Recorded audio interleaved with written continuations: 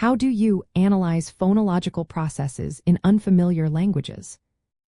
Imagine hearing a language you've never studied before and trying to understand how its sounds work. That's what linguists do when they analyze phonological processes in unfamiliar languages. It's like piecing together a puzzle of sounds and patterns. First, you need to gather spoken data from that language. Record words and sentences in different contexts to see how sounds are used. Listen carefully and write down what you hear as accurately as possible. This transcription helps you spot patterns of sound variation across different words and situations. Next, focus on identifying the core sounds, called phonemes. To do this, find pairs of words that differ by only one sound but have different meanings. These are called minimal pairs. For example, if changing one sound in a word makes a different word, those sounds are separate phonemes. If two sounds never change meaning regardless of context, they are likely allophones or variants of the same phoneme. Recognizing these differences is key to understanding the sound system. Then observe how sounds change depending on their environment.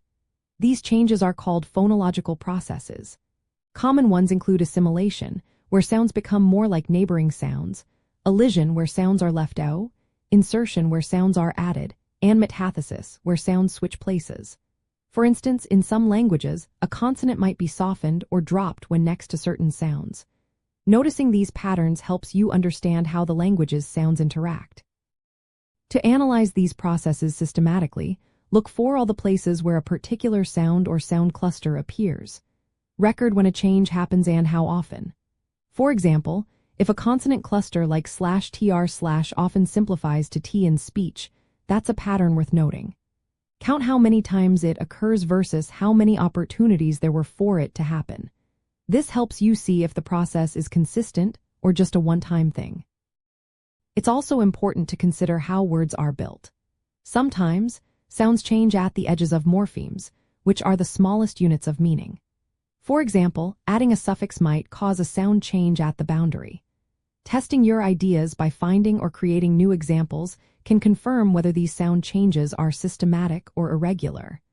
You might try to find related words in the language or compare with similar languages to see if the pattern holds. In summary, analyzing phonological processes in a language you don't know well involves first figuring out what sounds are used by finding minimal pairs and distribution patterns. Then, you watch for how sounds change in different contexts, noting processes like assimilation or elision. Considering how words are formed and testing your hypotheses with new data helps confirm your findings.